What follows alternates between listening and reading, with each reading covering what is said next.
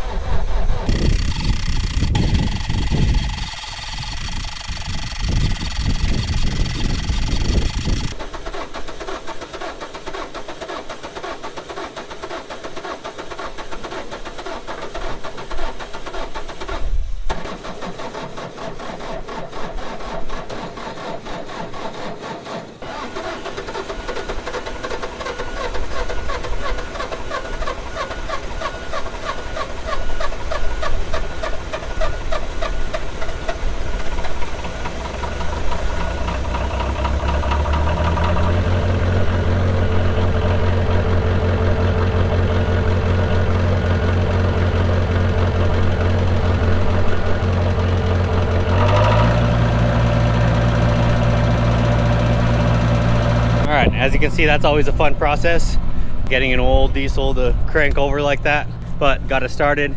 So now we got to head down to the bottom of my property where I've done a little bit of work to prep the ground.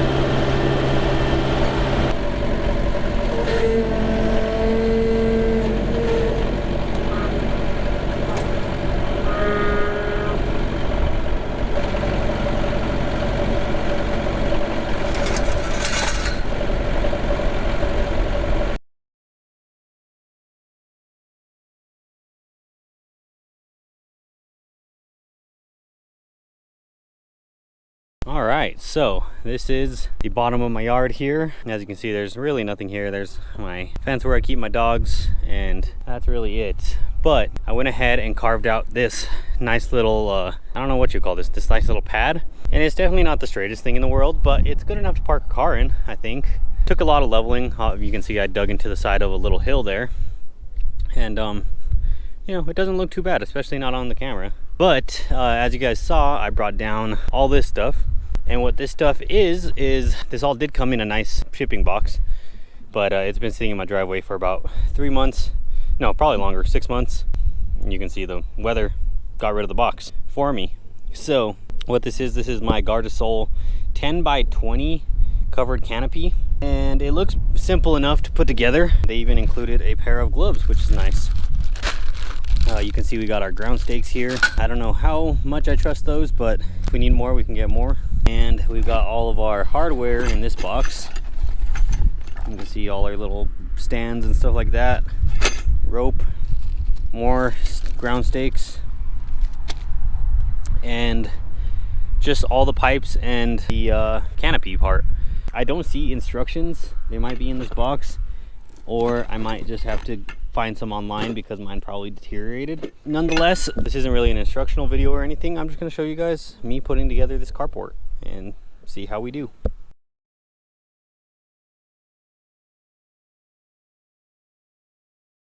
All right, and as you can see, we've got everything sorted into a pile. Everything is labeled, which is really nice. So basically all those are A's, B's, C's, D's, E's, I don't know where F is, but then we have KLM. Still yet to find the instructions. I'm gonna go check where the box was, see if I can find them. If not, I'm gonna go find some instructions online. Other than that, this is looking like it's gonna be pretty straightforward. I mean, I'm sure all of like the A's are probably a side, B's are probably a side, and then C's are probably the roof or something like that. So should be pretty straightforward. So let's go see if I can find some instructions and get started. All right, found my instructions. And like I said, this all looks pretty self-explanatory, but basically all of our A bars, we're gonna be looking at it. This is the front, but see all of our A bars get connected with the D on each side, and that's what goes across, that's the roof. Then all of our B's go across like this, and those get connected to the D's and the E's. And then our C's are our vertical posts. So pretty self-explanatory. All we got left to do is start putting all this stuff together. Should be done relatively quickly here.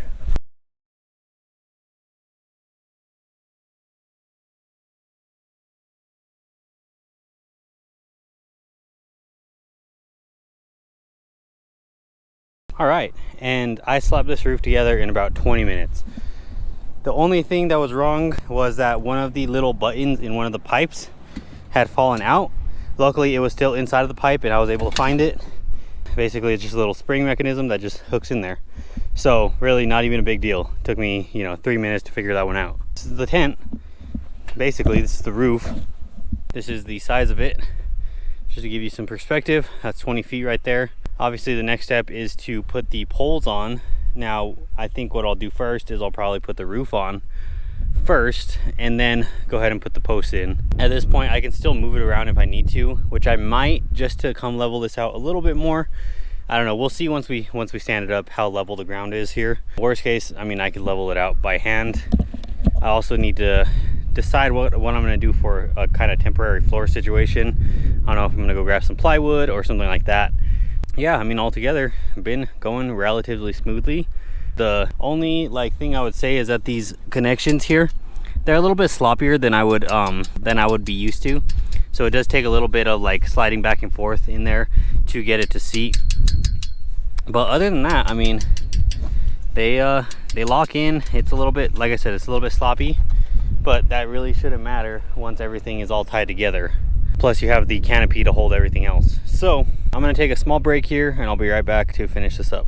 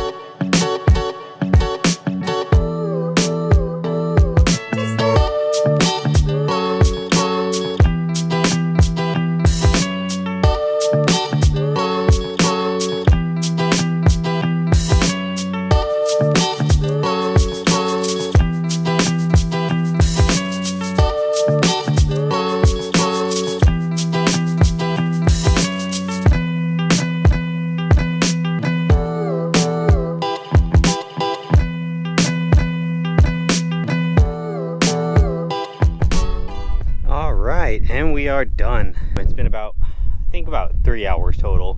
A lot of it just is time consuming because you got to do all those little bungee cord thingies around the top there. But overall, not hard at all. Did it all by myself. I did make a few mistakes. For example, this garage door panel, this was flipped backwards, so I had to get up on the, I used my tractor as a lift and got up there and undid it all and flipped it around. This one technically is still backwards, but you're able to open it from either side. It just, the Velcro basically would have fit a lot better had it been flipped around. Now, the only, I guess, defect or thing that went wrong in the entire installation was there is these little, you can see right here, there's these little clips. They grab onto the pole at the bottom and kind of keep everything taut. This one ripped off, as you can see. So that really sucks, because basically now the whole bottom section just kind of flaps around in the wind. I'm thinking what I might be able to do is I might be able to put a couple of those like tarp rings around the bottom and just kind of snug it against the ground a little bit better. Obviously this thing's not going to be weather tight at all. There's still plenty of sunlight coming through the bottom there. Really mostly what it's going to be for is just keeping a car protected from the sun, from the elements, right? Obviously rodents could still be an issue in this thing, so we got to figure all that stuff out. For now it's going to be good for just keeping a car in. We come out to the outside. I did end up leveling it a little bit more. It's still just a little bit, but that helps with drainage. And then if you come outside, you can see once I raise this pad up just a little bit on this side, there's plenty of room to park another car next to it, which is nice. So basically I have 2 parking spots here that I can keep a car in for storage. One inside the tent, one outside the tent. But overall, this thing, pretty sweet. Very, very simple to put together. It just takes time. If you really take your time, you know, you could spend a whole day doing this. But if you kind of get an idea of it right away, you know, you'll be about 3-4 hours into it. I'm not gonna move a car in here just this minute. I would like to figure out some kind of flooring situation. And what I'm thinking is a kind of a cheap solution might be using some horse stall mats. You know, you can get them at Tractor Supply. They're about $50 for a 4x6. So we'd need about 6 of them, maybe 8 to cover the entire floor. Those I think would be pretty nifty, because you know, it's a nice thick rubber mat, probably about a 1/2 inch thick rubber mat, pretty heavy too. They weigh about like 80 pounds each. And just throw that on the floor, and that way, you know, if I need to work on a car in here, there's at least a soft, durable surface that I can work on in here, other than just being on the cold dirt. It might actually help insulate everything a little bit better too. But like I said, it's not about, you know, keeping warm in the wintertime, or it's not about keeping cool in the summertime. It's mostly just about keeping the car out of the sun. The worst kind of thing here and where I live is we live in the desert, so that summer sun just, all those UV rays just deteriorate everything, crack dashes, everything. So that's really what we're trying to avoid here. So yeah, I think this is gonna do a pretty good job of it. I can even have like a little dance party in here if I want to. But anyway guys, that's gonna wrap it up for this video. Once again, big thank you to Gardesol. I know this video took forever to make, but you can understand why. I did a lot of kind of construction work, a lot of landscaping to get this thing back here. So once again, huge thank you to Gardesol. I appreciate you guys for sending me this. They sent me this absolutely free of charge, just so I could take a look at it and show it to you guys. So I definitely recommend hitting them up. Their website will be in the description below.